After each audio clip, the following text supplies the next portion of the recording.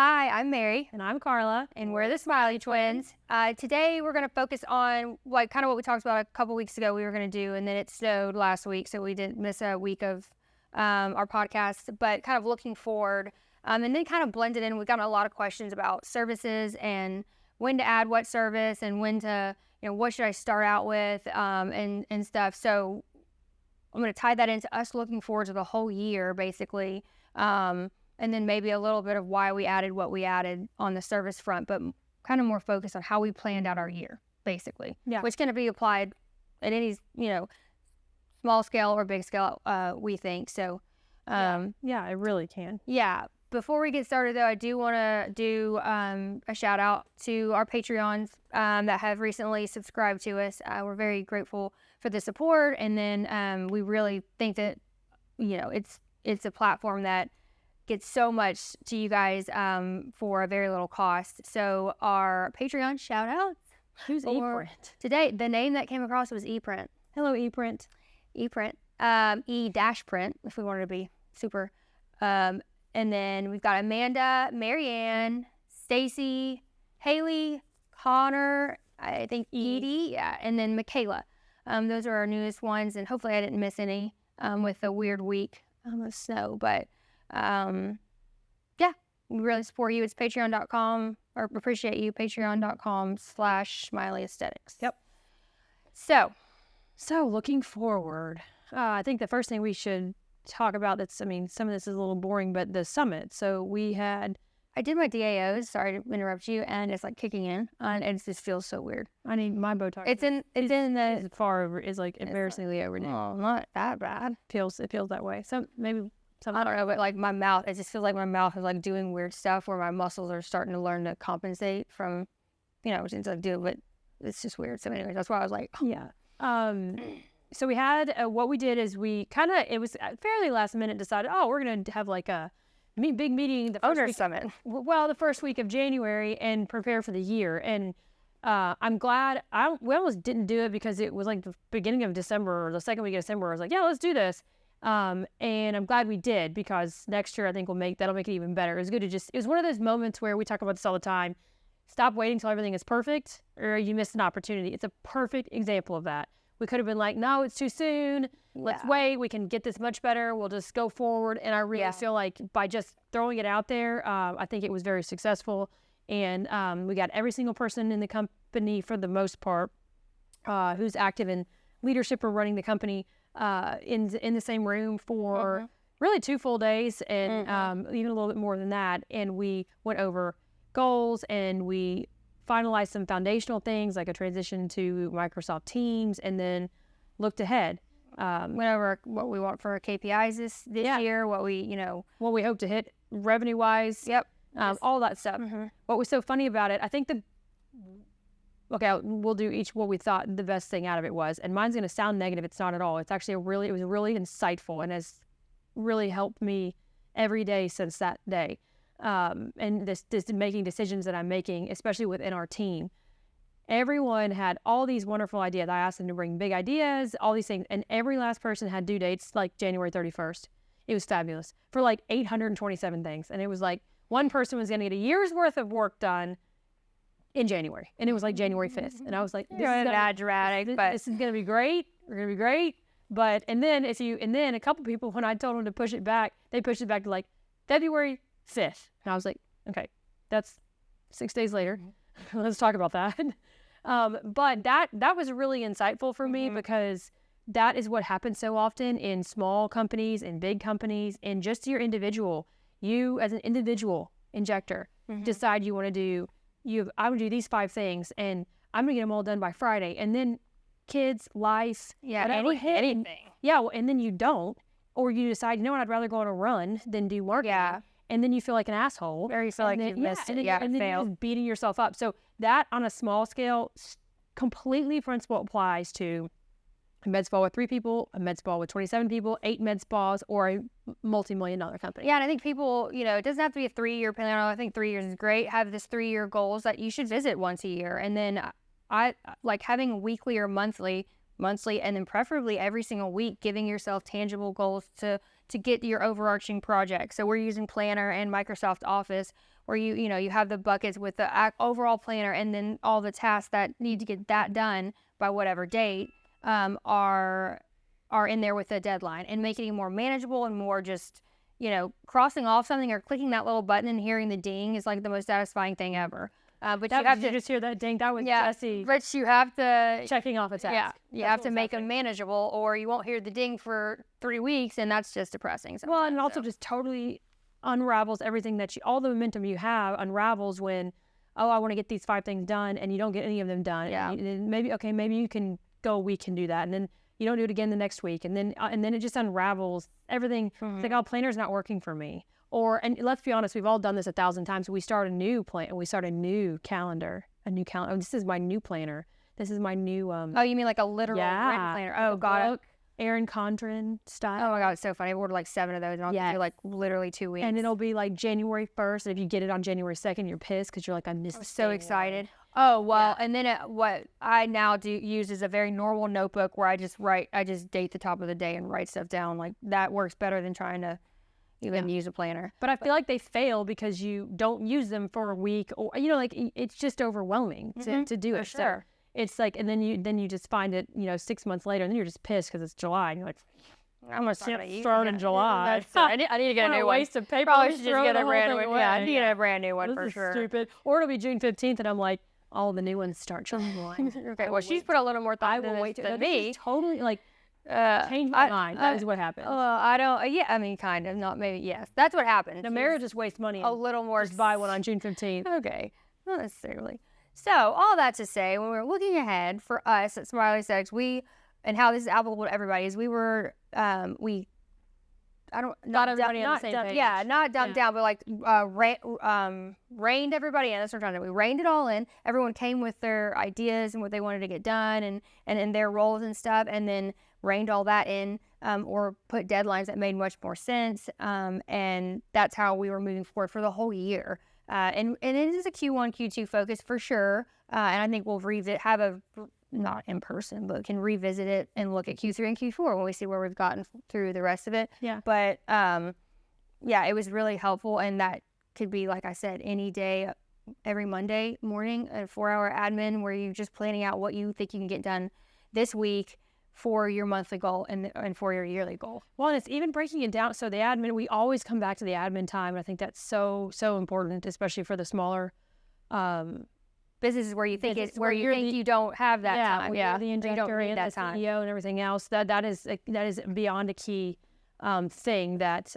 needs to be like the key takeaway from our talk at AmSpa. Like the key, is how to be a CEO and injector at the same time is to admin time. And organized admin time. Yeah, before I forget, we're on faculty at AmSpa this year in Vegas, and we're speaking to kind of this stuff. It's on the business track, but being all the things at once. I think the title is CEO and injector, but the point being you're trying to be clinical while also being admin. But yeah, that's this we could hone. I'm like, topic of our PowerPoint. Well, yeah, and then the other admin time. Key to success. We can do how to make that meeting more efficient. Yeah, that meeting's next week. Should we go make notes? Mackenzie, where should we go? We're gonna do this. So how does this apply? Well, I was going to say one other thing about that. I'm sorry, about admin time, and one other very practical tidbit that I personally do with my day that I don't know if I've ever said it before. I do three things that I can absolutely get done today, and they're small, like so small, like respond to an email. I'm going to send 150 emails today. I sent 122 yesterday. I love looking at my insights. 122 emails were fired off yesterday. I'm going to send one email, this response. I'm going to, whatever the 3 things are, and I always check them off. Yeah. I mean, it can be something personal too, like I'm going to exercise. Yeah. Like I know I'm meeting you at Orange Theory at 7:30. Like I know I am. So I'm putting that on my list. I don't even need it on a list, but it is something I get to check off. Yeah. Because it is so important that you have those little wins each day, and that you stick to them and you make them easy enough that they're almost fail-proof. Yeah, and it's like a psychological thing. Like I really don't care who you are if you're able to mark things off a list versus things just continue to. This is bad for nearly every human, and this is much better and much easier to stay motivated and just stay positive. So what's one thing you learned from 2023 that looking forward into 2024 for you think is relevant? or? I mean, I think just what we did towards the end of honing in on, things that were already going and not adding on. This is why this segues into this, not adding anything new until we had it not perfected, but essentially perfected what was already there. Yeah. And found better, and not just perfected it. Maybe our process was nearly perfect for this, but is there a way we can do it more efficient? Yeah. So not even just like things were working great and stuff, but more efficient or just better in general. But there's a difference there to me, So, and then just making sure our compliance stuff. So, I mean, what I got out of it was just that, like focusing. It's not that we're not going to move forward this year. It's just that, it's not going to be 5 services, or it's not, it's just adding very slowly and perfecting that nearly until you move on to the next thing. Yeah, I think what you're also saying is we figured out what our main revenue streams are, and we refuse to deviate from them. Essentially, yeah. Perfecting what we already are doing doesn't mean there's no growth within them. Yeah. We're not going to go try and become construction site managers. We know what we do well. We train. We offer turnkey solutions for medical providers, and we have our brick and mortars. There's no need to deviate from that. Yeah, model. and it's really impressive what looking in and making some efficient changes at the end of the year. I'll pat ourselves on the back, and then kind of relaunching after that first week of January for our summit. Yeah, and already the difference. Yeah, see what's happening. Just crazy. Yeah. Yeah, you look back and you're like, dang it, we should have, like, if we would have, where could you be if had you? But that's a good learning point. Yeah. And then, yeah. Good, looking forward thing. Yeah, for sure.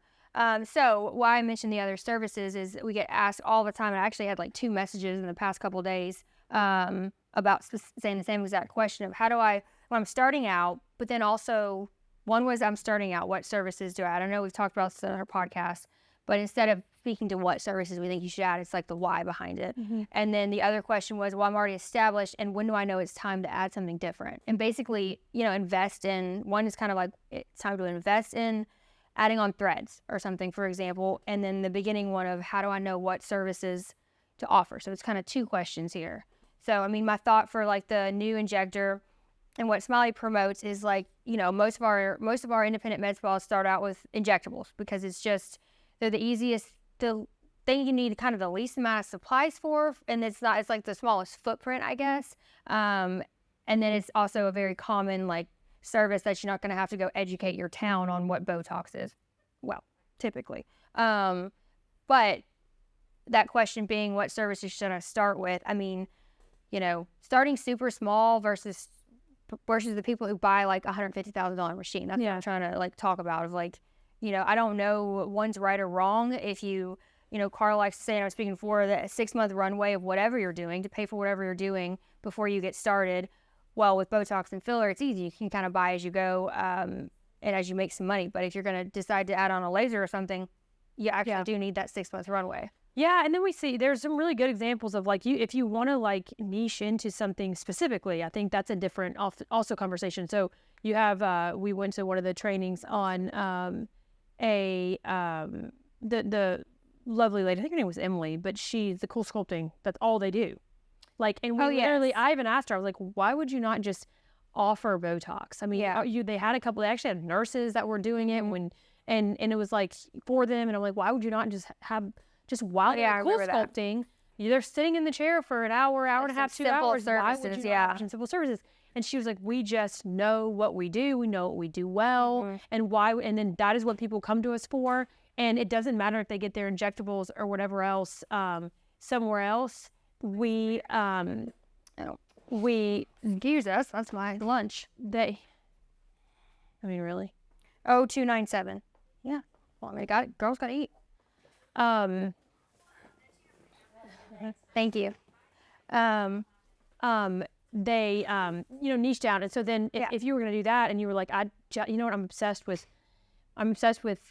microneedling or whatever it is, and you want to just do a scarlet or whatever the case is, that is all you ever did. That's all you marketed. That's all people got to know you for. You became the expert. Everything you put out was about that. It's not a bad idea. Yeah, I could see that working too. I mean, that does work. It's like people who we know, whatever. There's some advertisers out there. We know cars or what. It's very specific. But I like that because you imagine and how simplified really you're making your life and your business if you just have you're the expert in like scarlet and RF microneedling and like.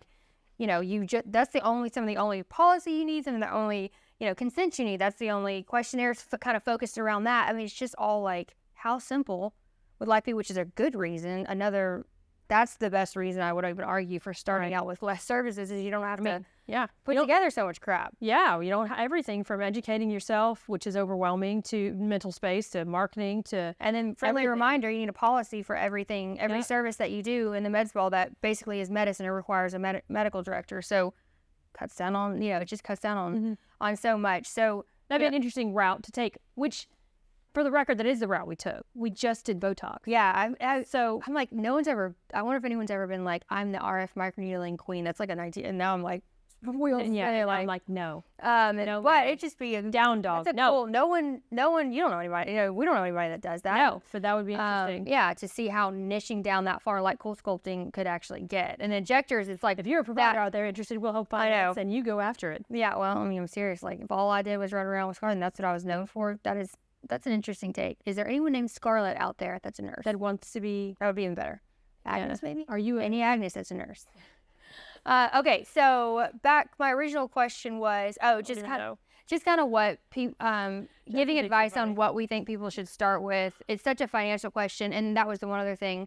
We can move on to the next one, was a little market research, especially if you're in a town, a smaller town, and if you want to do Botox and filler, because that's like what you think you love, do it, of course. But you look around there and nobody has an RF microneedling, and I'm just using that device as a microneedling pen. No one's doing microneedling.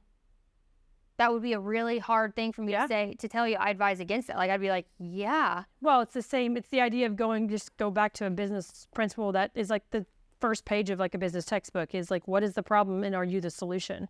Well, the problem, I can't get access to microneedling in my town of 400. Yeah. Like, and certainly not something like Scarlett, but it would totally support it because we're kind of a bougie little town. Yeah. 25 miles outside of Atlanta. Okay, well, I could be the solution. And do a poll. You said this yesterday to somebody. Poll 10 people on the street, not your friends and family. Well, this question could kind of be friends and family. So what service would you... They still say yes. Don't be friends and family. No bias at all. You could just posing it as like, is there a treatment that you can't find? Just seeing, but then 10 strangers, 50, and see like, this keeps coming up because it's not accessible and there's not enough or whatever the case is. It's such a great way to decide. In fact, that's like the best way, other than being financially able to do it, to decide what your next service is or what you want to start with. Like, so to me, it's like, oh, so obvious. It's just like, it really is the truth though, that it is that simple to start a business or have a good idea. Where people F it up is that day 1 to day 365 or day 1 to the 5-year mark. Well, a lot of businesses are predicated on fabulous ideas that absolutely are solutions, but it was that from that moment of the idea or the moment of operations that it got messed up for a variety of reasons. Yeah. And that's important, I think, because there's a lot of good ideas and stuff, but that when we're looking back on the last year and even looking ahead, that's really all that matters. It's really day 2 to day it's doing your foundation versus there's never the perfect right time. So that's kind of getting your business going versus not, but making sure the foundation is still in place. Yeah. That it goes smoothly and, you don't just want to dive in and like, well, figure it out as I go, especially with anything in this space. It's a little more forgiving if you're talking about making trash cans, but it's not as forgiving when you're talking about medicine and stuff. So, okay. Well, then the other one was people who are already established. How do you know the question has been, what should I add? They're asking me, what should I add on as my next service? Here's what I do, which I'm automatically like, well, my first question to you, and this is kind of rhetorical, where do you live?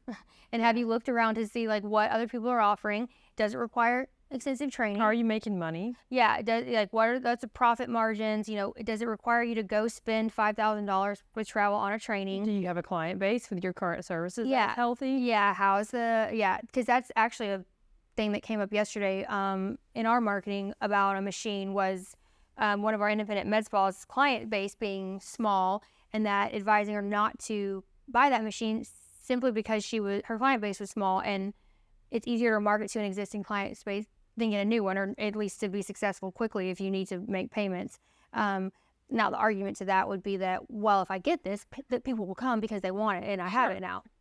But the safer thing, maybe, and what this marketing company that we work with, that works with Aesthetic Management Partners. It's their company, AGC. They promote having the client base to then do the like machine events and market it, and that before you string it together for a few months, get the clients, and then you'll have a much more successful like launch event or whatever. Yeah. It's just so. We used to do like more business consulting stuff, but boy, you just need a couple hours to dive in to somebody to answer all of those basic questions before you could actually give a recommendation. I mean, are there 4 or 5 things we can say? I mean, like the market, a little bit of market research, and do you have a runway? Depends on the size of the purchase. I'm trying to think of some things that are like really encompassing of a lot of those things. And one of those that's coming to my mind is average spend per client.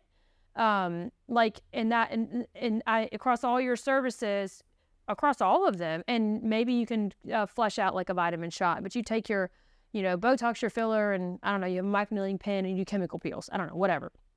And what is the average client spend on that? And that can be indicative of a couple of things. Are you doing full face Botox? Are you? We're assuming you're following the clinical things and doing the things as well as you can. Right. But if you have an average client spend at $500 every time someone walks in the door, that client base typically can then afford to spend $700. Yeah, when they come back in on that service on that big machine.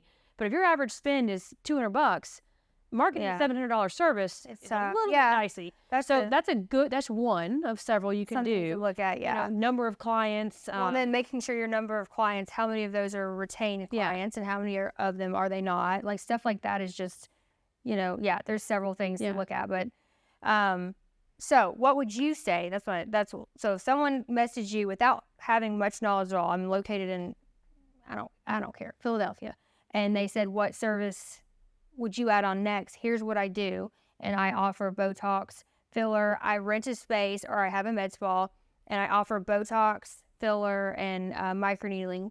What next service do you think I should add? And it really is. I'm not allowed to ask any questions. This is hard. Yeah. Well, let's just play that role. And let's say we're a little bit more of a rural town. Like, let's not use a big city where arguably we have Botox, fillers, and microneedling. And we have Botox, fillers, and a microneedling pen. Like, what's the next service should I add? Vitamin shots. That was it. I was like, I know what I'm going to say, and I wonder if she's going to say it. But yeah, but we already kind of did the answering. You were supposed to like ask me like some questions about my small town. Yeah. Oh, I was like, do I not get to ask any questions? I'm so confused here. I don't know. Yeah. Okay. So, number one, how long have you been in business? I've been in business for 7 months. 7 months. Do you have any idea how many of your Botox clients have returned to you? My retention rate is about 60%. So only 60% of your clients have come back for Botox a second time? Yeah, second or third. Yeah. Come back in. Well, it is what it is. Yeah. How about reviews? I have 26 Google reviews. And they all 5 stars. Oh, 5 stars. That's great. And then are you active on social media? I do my best. Does your page have a following? I have about 130. Are you in the black? Clients. Yes, barely. Barely. Yeah, but I am in the black, but just barely. But so I don't pay for marketing, and I don't. Well, that's the biggest thing. I don't pay for any marketing right now. So I've used just social media and gotten what I've got by word of mouth and social media. Yeah. So we would. I'm not sure I would add on a service because this is so challenging because I have a different brain than you because. Or different brain, like I haven't even given well, because if you're not in the black and you have 100, you don't have a different brain than me, and you're 7 months in and you're just barely like, are you paying yourself? Yeah, I don't pay myself. It's still kind of my side job, but I have the bandwidth and the time to be able to work it more. I just think I could maybe do a service that's complementary to Botox and filler and microneedling that might, what's complementary to Botox and filler and microneedling? Marketing. Wow. That's a great answer. So saying, well, maybe you could invest if you think you can afford a machine or you're something. Not paying yourself and you're barely in the black, your money's going somewhere. So you're actually probably distributing money to yourself and you don't realize it, so you're probably illegal. Well, I probably gave not very realistic That wasn't realistic answers. However, I'm putting it all back in the business. Yeah, but how if you're not marketing? Buying product and the product's paid for. Flowers on the wall. Yeah.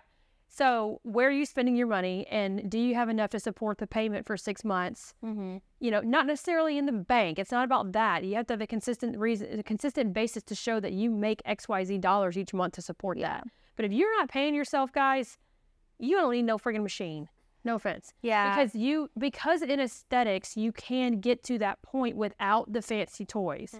And then you can use that client base. I just don't think you need to, continue to eat bread and butter for dinner and take on a $100,000 machine. That is a risk. I mean, it is a risk. But it'll bring me more clients. What will it? You're not even marketing. It's a bad answer. And that is why I appreciate some of these machine companies, the ones who tell you they're going to pay it off in 3 months. Tell them to go fly a kite. Actually tell them to go jump off a building and do something even more aggressive.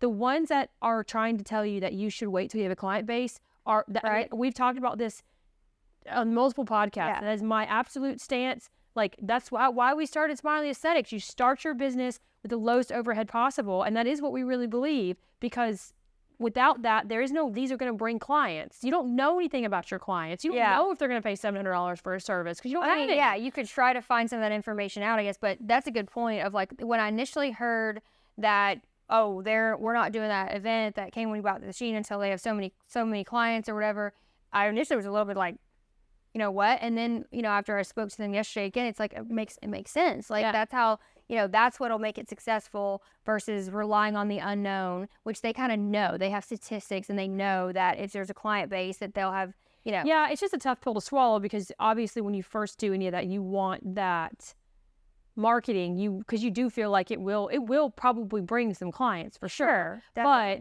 is the bang a lot better, the buck, whatever, a lot better later on down the road? Absolutely.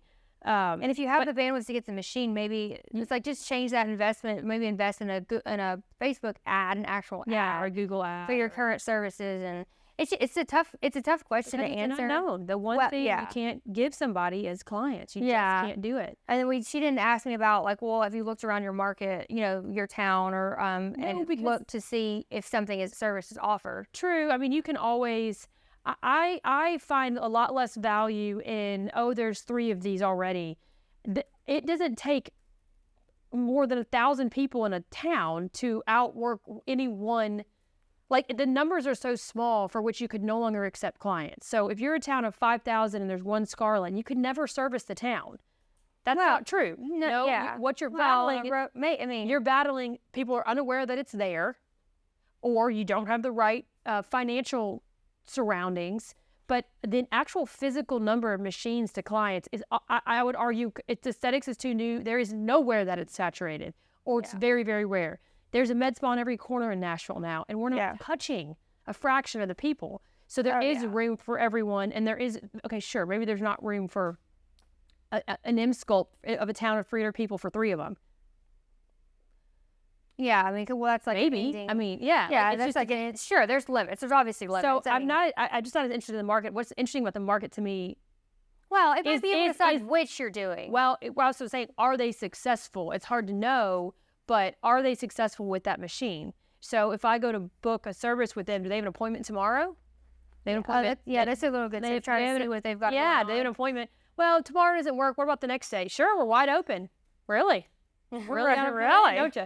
Like, some more practical applications that are more relevant than, I don't know, the average annual, like, marketing companies, the average people that pass through this red light, there's 3 million of them. And that is great. Don't get me wrong. But, like, I don't really care about that. Well, that's like 7 million people. Well, it's the opposite. But all of this has made me think of one thing I wanted to say. Like, only 7.4 million people, I think it was 2022, received Botox out of 355 million. Well, Botox, and that doesn't count, like, Dysport, all these, but Botox has that was neurotoxin? Yeah, I say Botox, neurotoxin. Oh, really? Yeah.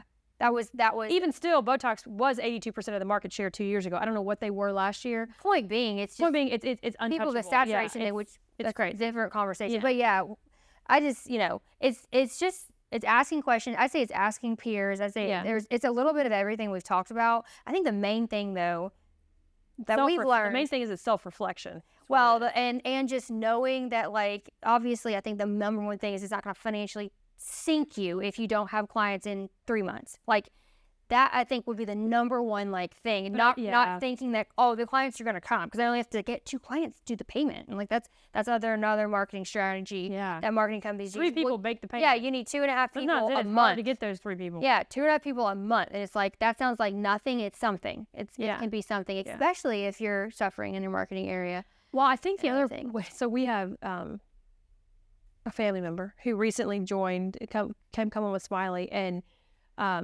is the classic example of a lot of people, but particularly nurses and medical professionals, who don't want to spend a dime. They don't want to spend a dime.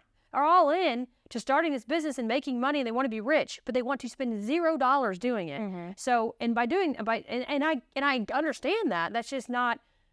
It works for some. I mean, we're sitting here, but that doesn't typically work unless you do it just right, which that's what we're hoping to give medical professionals. Spend very, very little and be ahead immediately. But that's just a very rare instance where you get to do that. So I'm tying that back into what you're saying.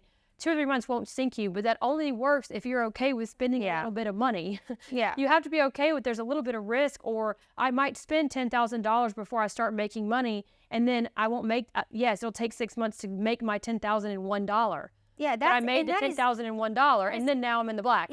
Every industry, any business, entrepreneurial thing at all, and this is where people get so hateful over like MLMs because we have to buy in to get started with them. It's like, but it is owning your own business for MLMs, and then you get a website and products and customer service money to then make money. It's all about the perspective that I don't have to spend. I shouldn't have to spend anything to make start money. making money, and that's just great. I mean, look at everything you do. Corporate. That's what our work system is actually based on. That's that is true for entrepreneurship. Where that's not true, and where people bleed over because their experience is typically with mainstream corporate America. You go to work and you make a salary. You don't pay. Well, no, but you can look at it this way.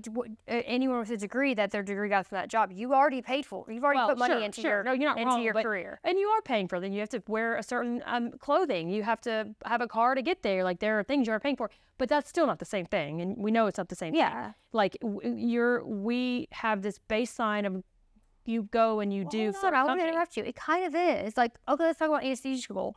How much money had to be invested in time to go to anesthesia school to make money later? Why is the same principle not applied? Because you went to anesthesia school, and then if you were to start a business, you couldn't expect to start your own anesthesia practice and not spend any money. That's entrepreneurship. But you can be expected to go get a job at a hospital and never spend another dime on that hospital. And then make money right away. They're two very different pathways. Entrepreneurship is not the same thing as I'm going to go work in a hospital, and I am not going to buy pencils for the freaking nurse's desk. Are you serious right now? Well, people expect there to be pens. People get up in arms about buying Botox to then go inject it. Yeah. But you got to buy some. You have to buy something. That is the difference between the entrepreneur path and what everyone is used to, especially in the medical profession. Yeah. Literally, there's not a pen at the nurse's station, and are you going to go get one from your car? Are they going to reimburse me? It's like, okay. Yeah. So it's like, reimburse me? Yeah, the 12 cents for the cause. Like, what cause? There's no cause. I work, I get paid. That is not entrepreneurship, and it is very difficult for people to cross over mentally into another space. No, that's a good point. To the point that they don't, and that's why I think 60%, that's another reason that 60% or more of them fail in the first 5 years, because day 5, you have to spend money, or day 365, or 3 years in, you find yourself in a little bit of a pinch and have a low point, and you have to spend money, or take half of a check, and it's like, I'm done with this. It is mind-boggling. I mean, I do relate it back. Mentality. It is just the way things are looked at, and the way that it's just you paying a little bit extra to get more is just somehow not like. People still just want something the cheapest possible. It's the principle of ROI. Yeah, and it's just it really is. Like, if you invest $5 and it brings you 20, would you not? If I told you you were going to give me $5 and you had to wait 12 minutes and I was going to give you 20, would you do that? There's a catch. There's not a catch. We're not every day. As far as I can So if I told you that you put an ad up and you had to wait 5 days, but you get a client and that client would bring $300 over what you spent, would you not do it? No, I'm not paying for that. What if I don't? The catch is I guaranteed you the $20, and the ad doesn't. Yeah, you lose them. You lose almost everybody who doesn't have the resiliency in entrepreneurship or that spirit. You lose them right there. Yeah, because I'm not guaranteed. Versus go to a hospital, I'm guaranteed to get paid. The hospital will pay me, so I will show up because I'm going to get paid. So it's a lack of guarantee in business that runs people off. That's why I say self-appraisal, because they're not, like, if you realize that, people don't realize that about themselves. You're not willing to take the risk, or you're not willing to not have the guarantee. Yeah, and that's where what it is. Cliche stuff about you got to be willing to do the work, willing to do this. That's where it all comes from. It's like, yeah, that's actually maybe cliche to say that stuff, but you looking inward at that might be the first step before you decide to do anything. Exactly. Is, are you willing to take the risk, and are you willing to do the work, and not have the guarantee? Yeah, I mean, so all that to say. Hang on, I got one more thing. Like it's so in everything. You gotta hurry because I'm nauseous and so hungry. Okay, well, everything we do in life is also, it all leads to why entrepreneurship mindsets are rare and it's hard to get there. Everything you even buy has a guarantee. Yeah. Like if I buy that water cooler, if I buy that Mountain Dew, boy, you call Mountain Dew and tell them they had a flat one off the shelf. Mountain Dew, they sent you a whole case. Shouldn't be allowed in our facility. But you don't, Jesse, both of y'all drinking a Mountain Dew. Both of the people in this room are drinking Mountain. Caffeine, there's a coffee machine right there. But yeah, she's right. If you can return stuff even in life for the most part, unless you take the risk when you buy it, because it's on sale. That's the thing. We'll choose cheapness. We'll choose something cheaper, even if it takes away the risk of of it being guaranteed. I will choose that thing that is $5 off with a final sale before I choose something I know that I can return and get another one or exchange or whatever. It's very there's a lot of psychological stuff going on there. Yeah, kind of fun. Okay, well, I don't know if that was helpful. It's a it is a hard decision. Looking forward. Yeah, I know it's hard decisions to make, and looking forward for Smiley.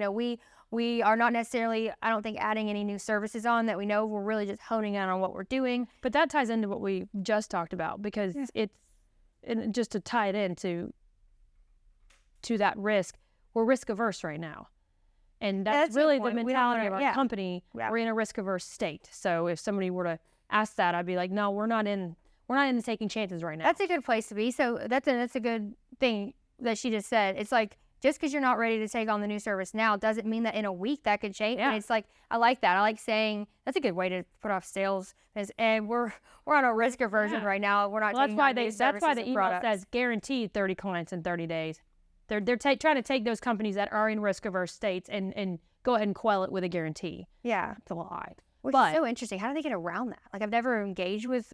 I don't think we've ever really engaged with that particular part of it. They give you leads. They get around it because they call it their leads. Yeah, well, and then they don't. Oh, that's a good. So you respond to every single. Get you 30 clients in 30 days is 30 leads. Yeah, every single one of those responses to the email should be are the 30 clients, have they booked and paid and attended their appointment and paid for it? Oh no. Oh yeah, the answer. No, these are leads. We're gonna give you hot leads. Yeah. Oh yeah. God, it's so no. Okay, let's not go down. Let's not go down. Not get me on the marketing train. I will get on my TED Talk box. I'm not sure what our topic next week will be. We might. I am looking to interview or Carla or whoever, our marketing coordinator, and just see her thoughts on. I don't know where she's at with us, and that may not be next week. We're in the midst of some big marketing projects, but looking forward to interviewing her, and then I'm not sure what our next week will be, but we'll be back next week. I think having a marketing one is a good one, talking about what we do. And I think covering topics like, I get questions about sponsorships, like when is it worth it? When should I do a sponsorship? Like sharing stuff. It's hard to have other people in the room while you're trying to do something serious. A marketing conversation, we've not really done that well. So I think a marketing conversation with or without our marketing coordinator, name is Tiana. She's amazing. Next week will be what we look forward to. I think. Yeah, like what do you actually do in marketing? Yeah, like and what did we do when we were starting out, and what do we do? Yeah, now? I think we will be super detailed about. Yeah, practical. It'll be practical instead of it'll be very practical. So thanks for joining us. Another shout out for our Patreon, patreon.com/Smiley Aesthetics. We do marketing stuff on there and business, legal, and clinical stuff. I just put up a good chat GPT. It's a really good resource. Yeah. Really good resource if you're starting in medical aesthetics or you're already in it. Doesn't matter.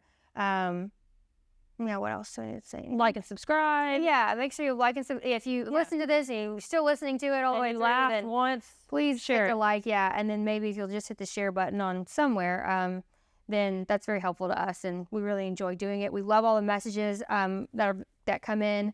If we don't address them on the podcast, they're in a bank, or I've reached back out to you. So, and if not, and answer them.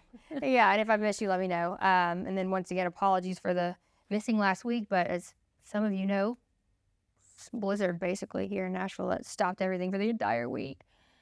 Yeah, kids, no school, I'm in, no daycare. More to come next week. Bye. Okay, bye.